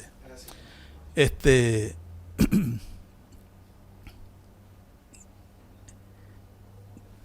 ¿Conoce usted casos de contadores públicos autorizados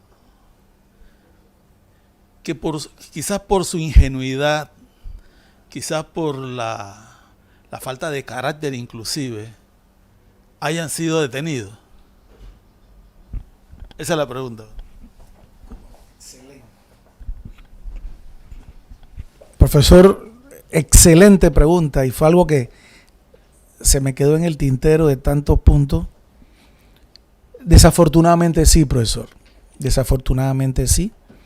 Hace poco, en una de las provincias, una joven fue condenada a más de 5 años de prisión. Estaba ejerciendo la profesión porque tenía la licenciatura, no tenía idoneidad. Entonces, nuestra idoneidad, que nos la da la Junta Técnica de Contabilidad, es un exequatur. A veces la gente piensa que porque te graduaste de la universidad ya tú puedes ejercer. No, señor. Usted no puede firmar con el diploma de licenciado en contabilidad.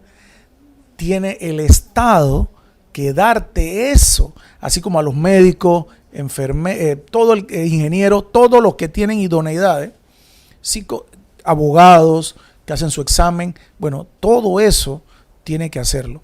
Bueno, esta señora fue condenada por eso, porque no tenía. Ahora, si vemos entre lo malo, lo bueno, era que si hubiera sido idónea, la condena era más alta. Pero como no tenía, la condenaron menos. Y recientemente, hace poco, le puedo conseguir el fallo. Hace poco, en el caso New Business, el contador fue el contador del caso, fue condenado a más de 12 años, a 12 años de prisión. Y sabemos que hay muchos contadores que en este momento han sido ejemplo. En Panamá posiblemente los estudiantes no sabrán, pero usted sí, se acuerda de el caso Adelac de Sears, se acuerda mucho de esos casos donde hubo contadores que fueron condenados en esos casos. Entonces hay muchos contadores que tenemos que tener mucho cuidado, y más con esta ley 280, la nueva, tenemos que tener mucho cuidado. En lo personal, yo tenía clientes que me decían que querían que yo le arreglara sus estados financieros. Yo decía, yo lo siento, yo no puedo hacer eso porque yo me estoy jugando mi idoneidad, porque nosotros somos somos una profesión liberal. Nosotros no necesitamos de aviso de operación, no necesitamos, solamente con nuestra idoneidad. Usted abre una oficina porque usted es una profesión liberal. Desafortunadamente en mi país no se le ha dado el valor o la importancia que tenemos y el rol que jugamos ante la sociedad. Entonces, en Estados Unidos, un contador gana, hay estados donde gana más que un médico, para que sepa. El contador o la contabilidad es el lenguaje de los negocios.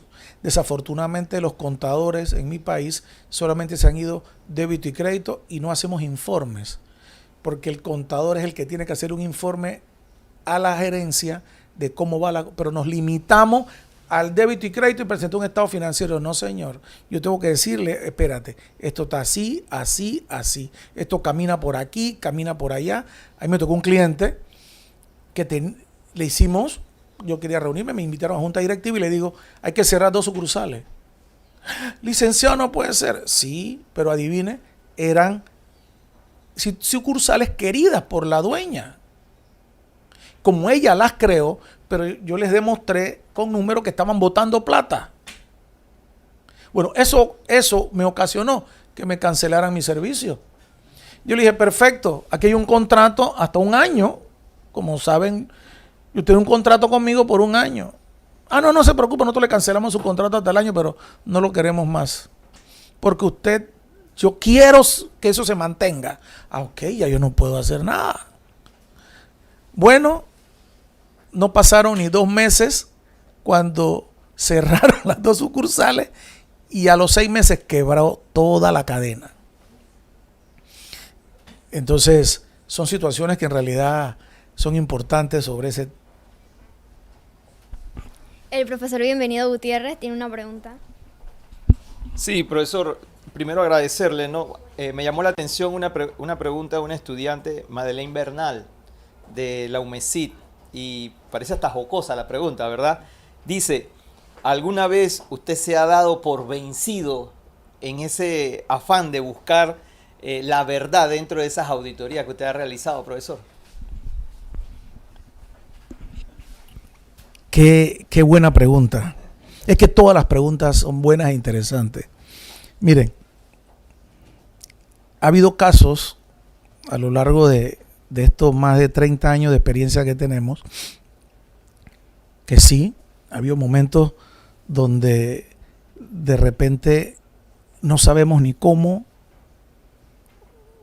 pero y nos quedamos con el equipo y qué hacemos, cómo hacemos, qué vemos y a veces hay personas que te dicen también, ojo, hablo tanto en el sector público como en el sector privado. Hay un caso en especial de una institución bancaria, se da un robo, nos mandan. Y cuando yo hago la auditoría,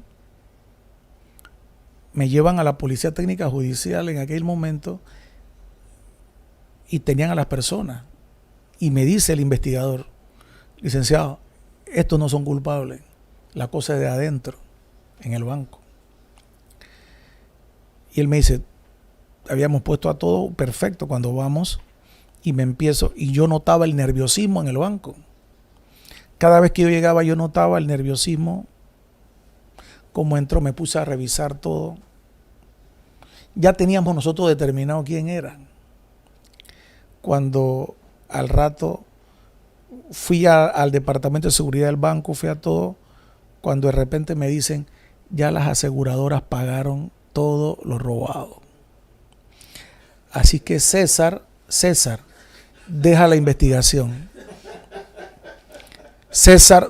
Pero fue insistente. Y yo digo, no, pero yo quiero conseguir a la persona y yo tengo listo quién es. César, deja la investigación. Ya fuimos resarcidos, ya se pagó, deja. Porque el nombre de la persona era un nombre. Exactamente, profesor. Entonces eso, tú sabes, yo quería que cayera la persona, pero ahí son cosas que uno entiende, fue hace muchos años. Y son cosas que uno se va y que en realidad uno, pero sí, llega.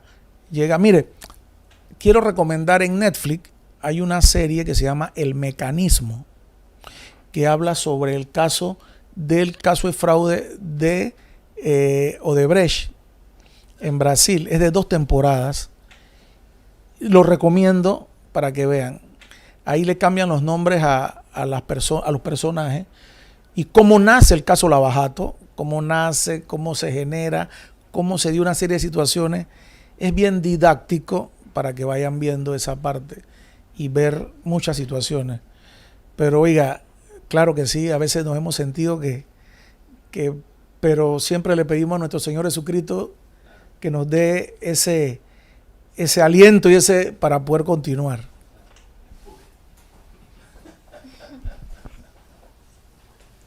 Bueno, el estudiante Aaron Torres le pregunta, ¿cómo ve la importancia de la educación?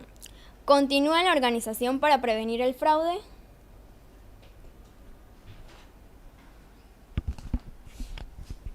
Aaron, ¿verdad? Sí. Aaron, te felicito por esa pregunta. Mi opinión muy particular, la licenciatura en contabilidad hay que reformarla toda en todas las universidades en Panamá. ¿Por qué? Porque no damos derecho comercial. Y la clave de nosotros es el derecho comercial. ¿Dónde está para registrar? Está en el derecho comercial. El Código de Comercio es nuestra herramienta clave porque nosotros registramos actos de comercio. ¿Y qué dice el Código de Comercio cuando usted ve el artículo 1? Todo lo que está aquí se reglamentará por el Código Judicial. Entonces, ¿cómo es posible que un contador va a hacer un asiento contable y no sabe? Porque una factura es un contrato, ¿ah? Y las facturas, según el Código Civil, también debo manejarlo. Y él señala cuál debe ser la estructura. Yo recuerdo como si fuera ayer cuando mi querido profesor Ledesma me dio derecho comercial y cómo desglosábamos eso para poder hacerlo, porque posiblemente haya personas que te traen una factura que no cumple los requisitos de factura. ¿Y qué va a pasar cuando se dé una situación de fraude y hemos registrado tantas veces? ¿Contra quién van? El dueño, ¿qué va a decir? Tú eres el especialista, tú eres el contador, así que sobre ti es que va a recaer la responsabilidad. Como conversaba antes de la conferencia con el profesor Achurra, me decía el mismo profesor, el profesor de Derecho me decía: César, no es posible que también en recursos humanos eliminen derecho laboral. Antes lo dábamos 3 semestres, ahora 1. Yo digo, profesor, pero si el de nosotros lo eliminaron. Entonces, no puede ser. Y otra cosa, César Contreras no está de acuerdo con la licenciatura en contabilidad y auditoría, porque la auditoría es una especialidad. Licenciados en contabilidad y posterior se especializa en auditoría. Y nunca olvido, ahora, ojo, los estudiantes no son responsables, y creo que ya se emitió una norma, ellos no son responsables de que se les ofreció una licenciatura con esto, y estoy totalmente de acuerdo que había que darle, como emitió la Junta Técnica de Contabilidad, eso. Pero mi opinión es que se debe licenciatura en contabilidad y una especialidad en auditoría. ¿Por qué? Decía el exdecano de la UNAM de México en una conferencia aquí en Panamá que mínimo para poder ser auditor se debe ser contador 5 años.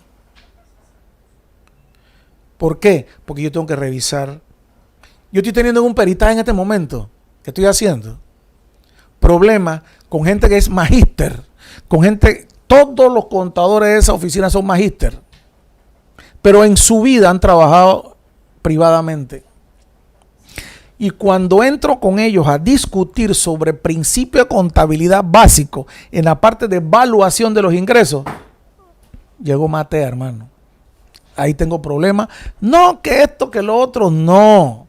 El principio de evaluación me dice esto, tengo que aplicar esto, no, que no sé.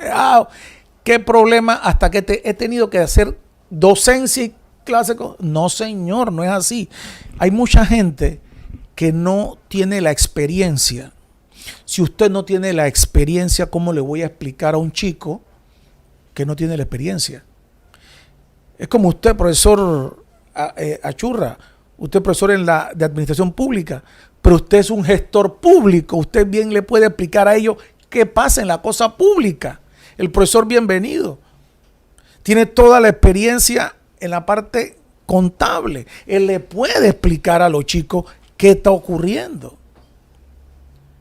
Entonces, ¿cómo es posible que haya en Meduca, porque estoy haciendo una investigación, hice una investigación con mis estudiantes, donde sus profesores de contabilidad no son contadores, que eso era algo que queríamos nosotros que tuviera en la ley? ¿Cómo es posible que me dé contabilidad el de religión, el de orientación, el de cualquier cosa, pero menos contabilidad? Se lo digo porque me llegan los trabajos y yo digo, esto está mal. ¿Quién te está dando eso? No, que como no había profesor de contabilidad, mandaron al profesor de religión que dé la clase. Entonces, cuando el chico llega a la universidad, es que lo que pasa es que yo me estaba dando miedo si el chico cuando viene ya debe tener como una idea. Y esto no puede ser. No puede ser. Que esa era una de las cosas que yo siempre quise que en la ley tuviera, que los que impartieran contabilidad tuvieran por lo menos el título de contadores en la secundaria, para que luego en la universidad estuviera ya con el conocimiento básico y que luego establecíamos ese conocimiento. Y entonces eso es importante. Y eso, ¿cómo que se llamó el chico? Aarón, ¿no? Aarón, te felicito. Y nosotros tenemos que ver cómo mejoramos la licenciatura en contabilidad y ponernos más a tono a esto. Y quiero señalar en esto, soy de la opinión que también nosotros los contadores debemos hacer un examen para nuestra idoneidad. Lógico, ya los que tenemos idoneidad no, pero las nuevas generaciones deben hacer un examen como se hace en los Estados Unidos, como se hace en Europa y como se hace en América Latina. Creo que ninguno lo hace. Pero un examen básico, como el examen que le puse a mis estudiantes de elaboración de análisis de estado financiero, donde hicieron los 4 exámenes. O sea, un contador tiene que por lo menos saber hacer los 4 estados financieros básicos. ¿Cómo yo puedo sacar ese producto a la calle y que en la calle él no sepa? ¿Sabe lo que me dijeron en una ocasión unas personas cuando estaba hablando de esto? Profesor, ¿para qué si ya el sistema contable me da el eso? ¿Para qué yo necesito hacer eso? Esto no puede ser. Así me lo dijeron. No, hombre, si el sistema... Oiga, y si el sistema, lo que usted alimente a ese sistema, te va a dar basura. Si tú le das basura, te va a dar basura. ¿Cómo yo puedo saber si eso que está ahí está bien o está mal? Entonces, yo tengo que hacerlo. ¿Cómo puedo recomendarlo? Yo no me puedo basar. Por eso que siempre he dicho, nuestra carrera no puede ser fácilmente cambiada por inteligencia artificial o por algo por el estilo. Podrá ser el registro, pero el análisis no. Y el comportamiento de esto no. Entonces, por eso que los motivo a todos los estudiantes a que estudien, porque esa es la única manera de cómo habrá una movilidad social dentro de esto y que puedan establecer esto. Estoy muy agradecido por todas estas preguntas muy buenas.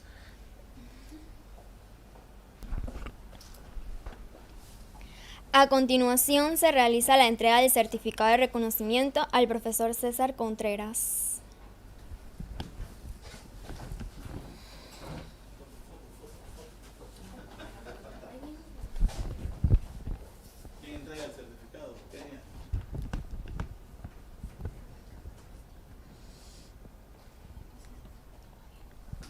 Queremos expresar nuestro sincero agradecimiento al profesor César Contreras por compartir su sabiduría y experiencia. También agradecemos a nuestra audiencia por su participación activa. Seguidamente se les hará entrega del certificado de reconocimiento a la mesa principal.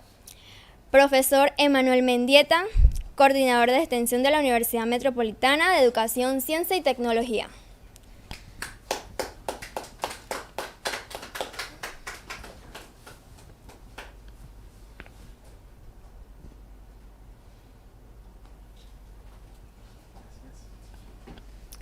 Profesor Bienvenido Gutiérrez, de la UMESIT.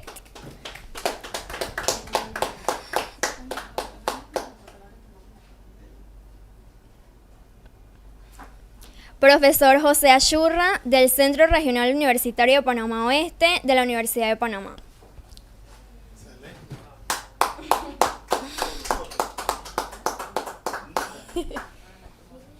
Y la magíster Génesis Fruto, representante de la CONTAP.